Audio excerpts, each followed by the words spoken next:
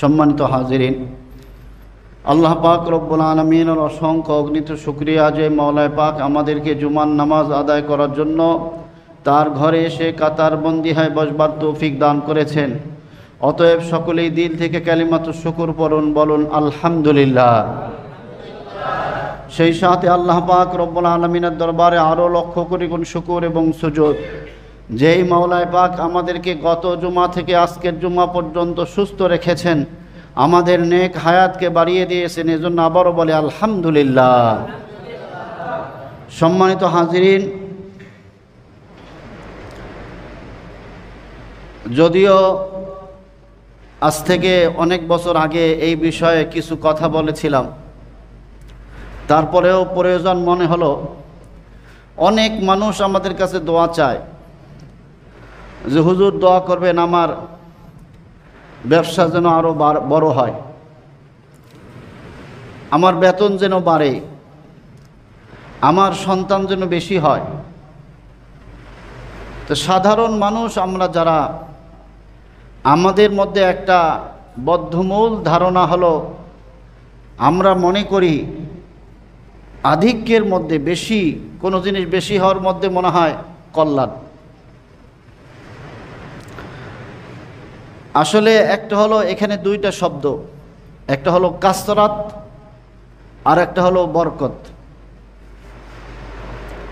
তো আমাদের সমাজে আমরা সাধারণত মনে করি যে কাসরাত, আধিক্য হলেই আমার বরকত হবে। এজন্য সবাই মনে করে আমার বেতন যদি 10,000 হয়, 20,000 হইলে মনে হয় আমার কল্যাণ, আমার ভালো হবে। আমার 2 জন সন্তান আছে, আরও 2 জন বেশি হইলে, 4 জন সন্তান হইলে মনে হয় আমার বেশি ভালো হবে। আমার একটা বাড়ি আছে, আরও 2টা বাড়ি হলে মনে হয় আমার সুখ বেশি হবে।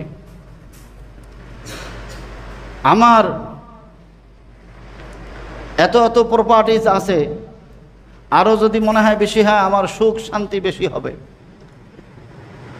তো আমাদের আধিক্যের মধ্যে, কাসরাতের মধ্যে আমরা কল্যাণ মনে করি, অথচ এটার নিয়ম হলো এটার উল্টা। কারণ আধিক্যের মধ্যে যদি কল্যাণ থাকতো, শান্তি থাকতো, সুখ থাকতো, তাহলে দুনিয়াতে যত ধনী মানুষ আছে কেউ অশান্তিতে থাকতো না, সবাই শান্তিতে থাকতো। কিন্তু আপনারা যাচাই বাছাই করে দেখবেন, গরিবদের তুলনায় যারা ধনী তারা বেশি অশান্তিতে। একজন মানুষ কুড়ে ঘরে থাকে, সারাদিন মিলে 3 বারও খাইতে পারে না, 2 বার খায়। আবার গোশত মাছ খাইতে পারে না, খায় হলো ডাল ভাত। কিন্তু মাশাআল্লাহ রাতের বেলা তার সুন্দর ঘুম হয়। আর একজন মানুষ থাকে অট্টালিকা, 20 তলা 30 তলা উপরে, রাজমহলে থাকে, আবার ভেতরে এয়ার কন্ডিশন, জাঁকজমকপূর্ণ বিছানা, নরম বিছানা। তারপরেও তার রাতে ঘুম হওয়ার জন্য, টেনশন ফ্রি করার জন্য বড়ি খাইতে হয়, তারপরেও ঘুম আসে না। তার কোটি কোটি টাকা, অনেক ব্যাংক ব্যালেন্স, অনেক বাড়ি, অনেক গাড়ি, কিন্তু তার ঘুম নাই। তাহলে বোঝা গেল আধিক্য বেশি হওয়ার মধ্যে কোনো কল্যাণ নাই, সুখ শান্তি নাই। বেশি হওয়ার মধ্যেই আমরা সুখ শান্তি খুঁজতেছি। আমাদের এই ধারণা মহতারাম হাজিরিন ভুল। অনেক মানুষ আছে যারা অভাব অনটনে থাকে, কিন্তু দেখবেন তাদের দিলের মধ্যে শান্তি আছে, তাদের পেরেশানি কম। আর একজন মানুষের অনেক সম্পদ, আমরা দূর থেকে মনে করি যে উনি অনেক শান্তিতে আছে। ওনাকে যে জিজ্ঞাসা করবেন যে ভাই আপনি কেমন আছেন, বলে হুজুর খুব পেরেশানিতে আছি, অনেক পেরেশানি, আজকে এই সমস্যা, কালকে এই সমস্যা। তো সমস্যার কোনো সমাধান নাই। কারণ মহতারাম হাজিরিন, নিয়ম হলো, ওলামা ইকরাম এই মাসআলা বলেছেন যে সকল মানুষ আধিক্য চায়, বেশি চায়, যে বেশি হোক, আমার সন্তান বেশি হোক, আমার সম্পদ বেশি হোক, আমার গাড়ি বেশি হোক, আমার বাড়ি বেশি হোক, আমার টাকা পয়সা বেশি হোক, আমার ব্যাংক ব্যালেন্স বেশি হোক, প্রত্যেকটা মানুষ এটা চায়। কিন্তু যার যত বেশি ইনকাম হবে তার প্রয়োজন তত বেশি হবে। একজন মানুষ এক সময় 10,000 টাকা স্যালারি পাইতো, তার সমস্যা ওই পরিমাণেই ছিল। এখন 1 লক্ষ টাকা স্যালারি পায়, দেখবেন তার সমস্যা আরও বেশি, তার প্রয়োজন আরও বেশি, তার এটা লাগবে ওটা লাগবে। আগে রুমের মধ্যে এসি ছিল না, এখন এসি লাগবে। আগে গাড়ি ছিল না, এখন গাড়ি লাগবে। আগে বাড়ি ছিল না, এখন বাড়ির ফিকির, বাড়ি করতে হবে, প্রয়োজন বেশি। এজন্য বুজুর্গান দিন বলেছেন, আল্লাহ তাআলা বান্দাকে যেই পরিমাণ মাল দেন, আল্লাহ পাক রব্বুল আলামিন বান্দাকে যেই পরিমাণ সম্পদ দেন, আল্লাহ তাআলা প্রয়োজনেও ওই পরিমাণে দেন। বলেন সুবহানাল্লাহ। যার ইনকাম বেশি, সংখ্যায় বাড়ে, বেতন বাড়তে থাকে, প্রয়োজনও বাড়তে থাকে, আশা আকাঙ্ক্ষা বাড়তে থাকে। এজন্য আল্লাহ তাআলা বান্দাকে যেই পরিমাণ মাল দেন তেমন পেরেশানিও দিয়া দেন। আমাদের কাছে গতকালও আমার কাছে একজন দোয়া চাইছে, হুজুর দোয়া করেন আমার বেতনটা যাতে বাড়ে। খালি বাড়ার ফিকির আমাদের, বাড়ে যাতে। আল্লাহু আকবার। মুহতারাম হাজিরিন, হযরত জুলফিকার আহমদ নকশবন্দি দামাত বরকাতুহুল আলিয়া ওনার খুতুবাতের মধ্যে উনি লিখেছেন যে ওনার বাড়িতে একজন মহিলা আসছে। মহিলা এসে ওনার বিবির সাথে সাক্ষাৎ করছে যে আমি হুজুরের সাথে একটু কথা বলবো। তো হুজুর যখন সফর থেকে বাড়িতে আসছেন, হুজুরের বিবি বলতেছেন একজন মহিলা আসছেন দূর থেকে আপনার সাথে সাক্ষাৎ করার জন্য, আপনার সাথে কথা বলার জন্য, পর্দার আড়াল থেকে আপনার সাথে একটু কথা বলবেন। উনি তো অনেক পেরেশানিতে আছেন, অনেক পেরেশানিতে, শুধু কাঁদতেছে না, আসার পর থেকে শুধু কান্নার মধ্যেই আছে। তো হুজুরের পাশের কামরায় পর্দার আড়ালে ওনাকে নিয়ে আসা হলো। উনি বললেন যে হুজুর, আমার স্বামী অনেক ধনী মানুষ, গাড়ি আছে, বাড়ি আছে, কলকারখানা আছে, সব কিছু আছে। তো আমার এগুলো দিয়ে কোনো সমস্যা নাই, এমনকি আমার বিবাহ হওয়া 6 বছর হয়ে গেছে, এখনো সন্তান হয় নাই। তো সন্তান হয় নাই এজন্য আমার কোনো পেরেশানি নাই। সন্তান আল্লাহ তাআলা যখন ইচ্ছা, যদি ইচ্ছা হয় দিবেন, না হলে নাই। আমরা এমনি সুখে আছি, সব দিক দিয়ে আমি ভালো আছি। আমার একটা পেরেশানি। বলে আপনার কি পেরেশানি? বলে আমার স্বামীর কাছে আমি যখন যা চাই তাই দেয়, কিন্তু একটা জিনিস আমাকে কম দেয়, আমার হাত খরচটা কম দেয়। বলে আমার হাত খরচ, আপনার হাত খরচ কম দেয় মানে? বলে আমাকে 50,000 টাকা দেয় মাসে, এটা আমার হয় না। এই পেরেশানিতে আছে, এটার সমাধান কি? আপনি একটা আমল দিয়ে দেন, আমার স্বামী যাতে বশ হয়ে যায়, আমার স্বামী যাতে আমার হাত খরচটা 1 লক্ষ টাকা দেয়। তো হুজুর বলেন যে দেখেন, আপনি আসলে ভুলের মধ্যে আছেন। আপনাকে আপনার 1 লক্ষ টাকা হলে যে আপনার প্রয়োজন মিটে যাবে, এটা হবে না। আপনাকে 1 লক্ষ টাকা দিলে আপনার আরও বেশি লাগবে, 1.5 লক্ষ 2 লক্ষ টাকার চাহিদা থাকবে। যখন আপনার টাকা বাড়বে, আপনার চাহিদা বাড়তে থাকবে। উনি আস্তে আস্তে শান্ত হইতেছেন। তাহলে জিজ্ঞাসা করলেন যে হুজুর কি করা যায়? বলে করতে হবে, আপনাকে ইসলামের পথে আসতে হবে। আল্লাহ পাক রব্বুল আলামিনের হুকুম আহকাম, 5 ওয়াক্ত নামাজ আপনাকে পড়তে হবে, পর্দার মধ্যে আসতে হবে। আল্লাহ পাক রব্বুল আলামিন যেই নিয়ামত দিয়েছেন, নিয়ামতের শুকর গুজার হতে হবে, যে আলহামদুলিল্লাহ, আল্লাহ তাআলা আমাকে যা দিয়েছেন আলহামদুলিল্লাহ। তো আপনি যদি 5 ওয়াক্ত নামাজ পড়েন, নিয়মিত কোরআনে কারিমের তেলাওয়াত করেন, জিকির আজগার করেন, ইসলামের অনুশাসনগুলো মেনে চলেন, তাহলে আপনার 50,000-এর মধ্যে আপনার চাহিদা পূরণ হয়ে যাবে। বলে তাই নাকি হুজুর? বলে হ্যাঁ। তো উনি ওই দিন থেকেই হুজুরের কাছে তওবা করছেন যে হুজুর আমাকে তাহলে আপনি তওবা পড়ায় দেন, আমি আজকে থেকে ভালো হয়ে যাব। হুজুরের কাছে তওবা করে বাড়িতে গিয়েছেন। ইসলামের অনুশাসন মতো চলা শুরু করে দিয়েছে। 4 মাস পরে হুজুরের কাছে ফোন দিয়েছে। ফোন দিয়ে বলেন যে হুজুর, আলহামদুলিল্লাহ আপনার ওখান থেকে আসার পরে আমি এখন পর্দা পুশিদার সাথে থাকি, 5 ওয়াক্ত নামাজ পড়ি, কোরআনে কারিমের তেলাওয়াত করি, বাহিরে পর্দা ছাড়া আমি যাই না। তো আলহামদুলিল্লাহ হুজুর এখন খুব শান্তিতে থাকি। আমার স্বামী আমাকে মাসে হাত খরচ 50,000 টাকা দেন, আমার খরচ হয় মাত্র 15,000 টাকা, আর 35,000 টাকা আমার বেঁচে যায়, এটা আমি গরিব আর ইতিমদেরকে দান করে দিই। তো মহতারাম হাজিরিন, আধিক্যের মধ্যে শান্তি আর সুখ, এটা আমরা মনে করি, আসলে আধিক্যের মধ্যে শান্তি আর সুখ নাই। মূল হলো বরকত। মূল কি? বরকত। কোনো মুসল্লি, কোনো মুসলমান আমাদেরকে বলে না হুজুর দোয়া করবেন আমার মালের মধ্যে যাতে বরকত হয়, আমার ইনকামের মধ্যে যাতে বরকত হয়, আমার খরচের মধ্যে যাতে আমার বরকত হয়, এটা কেউ দোয়া করেন চায় না। শুধু আমরা চাই যে হুজুর দোয়া করবেন আমার বেতন যাতে বাইরে যায়, আমার ইনকাম যাতে বাইরে যায়, আমার বাড়ি একটা আছে আরও 2টা হয়, আমার সন্তান 2টা আছে আরও 4টা হয়। আমরা শুধু এটাই মনে করি।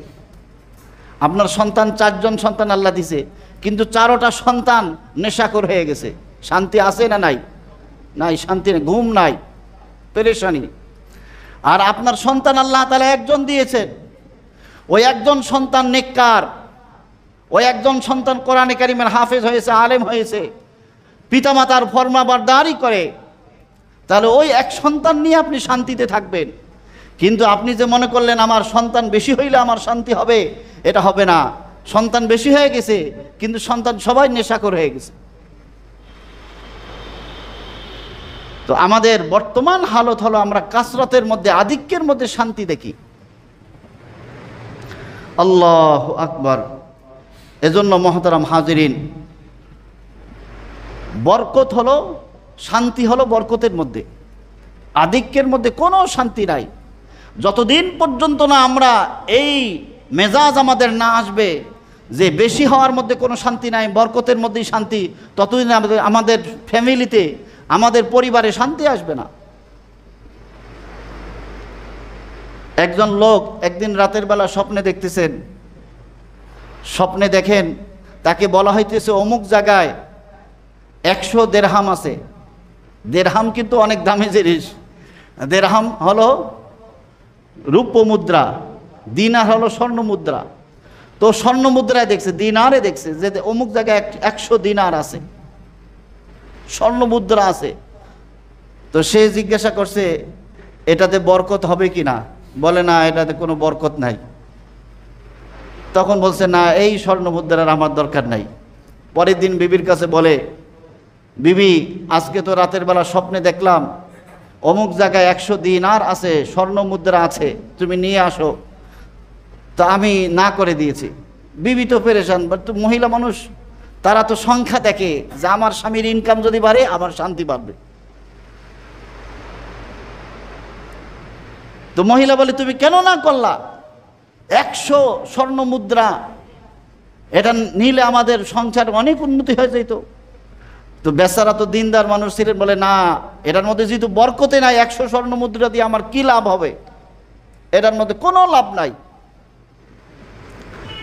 পরের দিন আবার স্বপ্ন দেখছেন, এক জায়গায় তাকে বলা হয়েছে যে অমুক জায়গায় 1টা দিনার আছে, 1টা স্বর্ণ মুদ্রা আছে, এটা তোমার জন্য আছে, তুমি নিয়ে আসো। তো ও বলে যে এটার মধ্যে বরকত হবে কি হবে না? বলে হ্যাঁ, এটার মধ্যে বরকত আছে। বলেন সুবহানাল্লাহ। এখন পরের দিন যাইয়া, পরের দিন আবার বিবিকে বলছে, বিবি বলে আরে তুমি তো বোকা, 100 দিনার পাইলা, সেটা নিলা না, এখন 1 দিনার নিয়ে আসবে, এটা দিয়ে কি হবে আমাদের? তো ওই 101 দিনার পাইছে স্বর্ণ মুদ্রা, স্বর্ণের। তো 1টা দিনার পাওয়ার পরে চিন্তা করলো 1 দিনার দিয়ে আমি কি করব, আমার সংসারের কি প্রয়োজন মিটবে? তো আমরা অনেক দিন থেকে ভালো কোনো খাবার খাই না, মাছ খাই না, গোশত খাই না। আজকে বাজারে যাই, বাজার থেকে একটা মাছ নিয়ে আসি, বড় মাছ নিয়ে আসি, বিবি রান্না করবে, আমরা একটু মন ভরে খাবো। এজন্য উনি 2টা মাছ কিনছেন, 1 দিনার দিয়ে 2টা মাছ, বড় 2টা মাছ নিয়ে আসছেন বাজার থেকে। বিবির কাছে দিয়েছেন যে দেখো 1 দিনার পেয়েছি, ওটা দিয়ে মাছ নিয়ে এসেছি, রান্না করো, আমরা খাবার খাবো। তো বিবি যখন মাছগুলা কেটেছে, মাছের ভিতরে মাছের ভিতর থেকে 2টা অনেক দামি মতি বের হয়ে গেছে, মুক্তা বের হয়ে গেছে। তো এখন চিন্তা করলো, মাশাআল্লাহ, এটা কি করা যায়, এটা কে নিবে? ওই এলাকার রাজার কাছে দরবারে গিয়েছে যে আমি একটা জিনিস বিক্রি করব। রাজা ওইটা দেখে চিনছেন যে এটা তো জোড়া থাকে। রাজা বলছে, এটা জোড়া কোথায়? বলে, হ্যাঁ জোড়া আছে। বলে, জোড়া যদি 2টাই আমাকে দাও তাহলে তোমাকে অনেক পরিমাণে সম্পদ আমি দিয়া দিব, যেটা তুমিও খেয়ে শেষ করতে পারবে না, তোমার 14 গোষ্ঠী খেয়ে শেষ করতে পারবে না। এখন বাদশার কাছে দোনোটা মুক্তা, মণি মুক্তা, ওই যে দামি জিনিস যে পেয়েছে 2টা জোড়াটা বাদশার কাছে দিছে। বাদশাহ অনেক পরিমাণে সম্পদ, অনেক পরিমাণে টাকা পয়সা দিয়ে গেছেন। এখন তারা অনেক সম্পদশালী হয়ে গেছে। বলেন সুবহানাল্লাহ। এটার নাম হলো বরকত। আপনি 20,000 টাকা স্যালারি পান, আপনার একটা প্রয়োজন আছে, আপনি মনে করলেন যে না 30,000 হইলে মনে হয় আমার ভালো হবে, কিন্তু 30,000 হইল, ওই মাসে আপনার ফ্যামিলিতে 5 জন অসুস্থ হয়ে গেল, 5 জনের পিছনে 25,000 টাকা খরচ, তাহলে আপনার আর 5,000 টাকা থাকলো। 5,000 টাকা দিয়ে 1 মাস সংসার চলবে? কষ্ট হয়ে যাবে। এজন্য মহতারাম হাজিরিন, আমাদের প্রত্যেকের এই দোয়া করা যে আল্লাহ আপনি আমার সব কিছুর মধ্যে বরকত দান করেন। আর বরকত আসবে যখন মানুষ আল্লাহওয়ালা হবে, যখন মানুষ আল্লাহর দিকে ধাবিত হবে, যখন মানুষ 5 ওয়াক্ত নামাজ নিয়মিত পড়বে, যখন মানুষ শুকরগুজার হবে। আমলের মাধ্যমে বরকত আসে। যে যত আমলদার হবে আল্লাহ পাক রব্বুল আলামিন তার সব কিছুর মধ্যে তত বেশি বারাকাত দিয়ে দিবেন। আমরা যেটা সকলেই মনে করি আধিক্যের মধ্যে বরকত, বেশি হওয়ার মধ্যে বরকত, বেশি হওয়ার মধ্যে কোনো বরকত নাই। আমাদের বুজুর্গানে দিন, আমাদের বড় যারা ছিলেন, আল্লাহওয়ালা ছিলেন, ওনাদের জীবনী থেকে আমাদের শিক্ষা নেওয়ার আছে। হযরত কাসেম নানুতুবি নওয়ারাল্লাহু মারকাদা, ওনার নাম আপনারা সকলেই শুনেছেন। উনি দারুল উলুম দেওবন্দ মাদ্রাসার প্রতিষ্ঠাতা ছিলেন। তো হযরত কাসেম নানুতুবি রহমতুল্লাহি আলাইহি, উনি দারুল উলুম দেওবন্দে পড়াইতেন। ওনার বেতন ছিল মাত্র 3 রুপি। 3 রুপি বেতন ছিল। তো কাসেম নানুতুবি রহমতুল্লাহি আলাইহির কাছে একদিন একটা প্রস্তাব আসলো। প্রস্তাব হলো, কিছু ওলামা একরামের একটা জামাত ওনার কাছে আসছেন, আয়েশা বলতেছেন যে হুজুর, ভাওয়ালপুরে একটা বিশাল মাদ্রাসা হয়েছে, অনেক বড় বড় বিল্ডিং। এর অর্থ হলো ওই এলাকার একজন জমিদার ছিলেন, ধনী মানুষ ছিলেন, ওনার মন চাইছে যে উনি একটা বড় মাদ্রাসা করবেন, বড় বিশ্ববিদ্যালয় করবেন। ওলামা একরাম পরামর্শ করছেন, বিশ্ববিদ্যালয় যদি করতে চান তাহলে আগে বিল্ডিং তৈরি করেন। অনেক বিল্ডিং তৈরি করছেন, ছাত্রাবাস আছে, ওস্তাদদের জন্য কোয়ার্টারের ব্যবস্থা আছে, বিশাল এলাকা জুড়ে এই আগে বিল্ডিং তৈরি করছে। এরপর ওলামা একরাম বলছেন, তাহলে আমাকে একজন যোগ্য লোক দেন যিনি এই বিশ্ববিদ্যালয় পরিচালনা করবেন। তো ওলামা একরামের জামাত বলছেন যে একজন আলেম আছেন, ওনার নাম হলো কাসেম, উনি যদি এই বিশ্ববিদ্যালয়ে আসেন, এই বড় প্রতিষ্ঠানে আসেন, এটা ভালো চলবে। বলে ওনার জমিদার মানুষ তো দিনদার, দুনিয়াদার যারা, তারা তো শুধু টাকাই দেখেন, তারা মনে টাকার মধ্যেই কামিয়াবি। তো উনি বলেন, ওই হুজুর বেতন কত পায়? বলে ওখানে 3 রুপি পায়। বলে আমি ওনাকে 100 রুপি দিয়া দিব, আপনারা প্রস্তাব করেন। ওই সময়ের 100 রুপি মানে বর্তমান ধরেন যে 1 লক্ষ, আরও বেশি হবে, আরও বেশি। বলে ঠিক আছে। হুজুররা তো ওলামা একরামের জামাত খুব খুশি যে মনে হয় হুজুর আজকে রাজি হয়ে যাবেন। হুজুরের কাছে গিয়েছেন, বলছেন যে ভাওয়ালপুরে একটা বিশাল বিশ্ববিদ্যালয় হয়েছে, বড় মাদ্রাসা হয়েছে, সেখানে আপনাকে নেওয়ার জন্য আমরা প্রস্তাব নিয়ে আসছি। আপনি তো এখানে মাত্র 3 রুপি পান, আমরা ইনশাল্লাহ আপনাকে 100 রুপি বেতন দিব। হুজুর বলেন, না, আমার পক্ষে সম্ভব না। বলে কেন? কোথায়? 33 গুণ বেশি। কত গুণ বেশি? 33 গুণ। মানুষের বেতন তো বাড়ে 1, 2 গুণ, 3 গুণ, 4 গুণ, 5 গুণ। বলে আপনি যেই বেতন পান, যেই স্যালারি পান, এটার চেয়ে 33 গুণ বেশি। চলেন, আপনার উন্নতি হবে, আপনি দিনের কাজ আরো বেশি করতে পারবেন। হযরত কাসিম নানুতুবি রহমতুল্লাহ আলাইহি বলেন, মিয়া আমি যেই 3 রুপি পাই, এই 3 রুপির মধ্যে 2 রুপি আমার মাসিক খরচ হয় পরিবারের পিছনে, আর 1 রুপি বেঁচে যায়। ওই 1 রুপি আমি গরিব ছাত্রদের মধ্যে, গরিব দুঃখীদের মধ্যে বন্টন করে দেই। এখন যদি আমি 100 রুপি পাই, 100 রুপি পাওয়ার পরে আমার 2 রুপি পরিবারের পিছনে খরচ হবে, আর 98 রুপি দিয়ে আমি কি করব? এখন ওগুলা বন্টন করতে করতে আমার সারা মাস শেষ হয়ে যাবে। এখন ওগুলো ওই 98 রুপি নিয়ে কাকে আমি খুঁজবো আর তাকে দিব? সারা মাস আমার পেরেশানিতে যাবে। অত পেরেশানির আমার দরকার নাই। আল্লাহ তাআলা 3 রুপি দিতেছেন, এই 3 রুপির মধ্যেই আমার বরকত হইতেছে, এটা দিয়ে আমার দুনিয়া চলে যাবে। বলেন সুবহানাল্লাহ। ওনারা ছিলেন আল্লাহওয়ালা, ওনারা আমাদেরকে এগুলো শিখাই গিয়েছে। আল্লাহু আকবার। মোহতারাম হাজিরিন, সম্পদ আছে, যদি আল্লাহ বরকত না দেন, আপনার টাকা পয়সা বাড়ি গাড়ি সব আছে, আপনার খাবারের কোনো অভাব নাই, বাড়িতে অনেক কর্মচারী, কিন্তু আপনি খাইতে পারেন না, শান্তি আছে? একজন বড় লোকের বিবি ছিলেন, আল্লাহ তাআলা ওনার ডায়াবেটিস রোগ দিয়ে দিয়েছেন। ডাক্তার বলছেন ডায়াবেটিস এত পরিমাণে বেশি যে আপনার রুটি আর ভাত এটা মুখেই দেওয়া যাবে না, আর খাইতে পারবেন না, আপনি খাওয়া নিষেধ। তো উনি ওই মন্ত্রীর বিবি পত্রিকায় বিজ্ঞপ্তি দিয়ে দিয়েছেন যে যেই দুনিয়ার যে কোনো ডাক্তার হোক আমার 1 বাটি হালকা একটু রুটি হোক, খাবার হোক, ভাত খাওয়ার ব্যবস্থা করে দিতে পারবে, এই ধরনের চিকিৎসা দিতে পারবে, তাকে অনেক পরিমাণে সম্পদ আমরা দিব। কিন্তু এই ধরনের কোনো ডাক্তার তার খবর নেয় নাই, বা ডাক্তার আসে নাই যে তাকে আমরা খাওয়াইতে পারবো। মোহতারাম হাজিরিন, আল্লাহ তাআলা যদি খাবারের ব্যবস্থা না করেন, আল্লাহ যদি খাবার বন্ধ করেন, ডাক্তারের কোনো ক্ষমতা নাই। সব আছে, সম্পদ আছে, বাড়িতে অনেক চাকর চাকরানি আছে, সব কিছু আছে, সবাই খাইতেছে, কিন্তু উনি খাইতে পারেন না।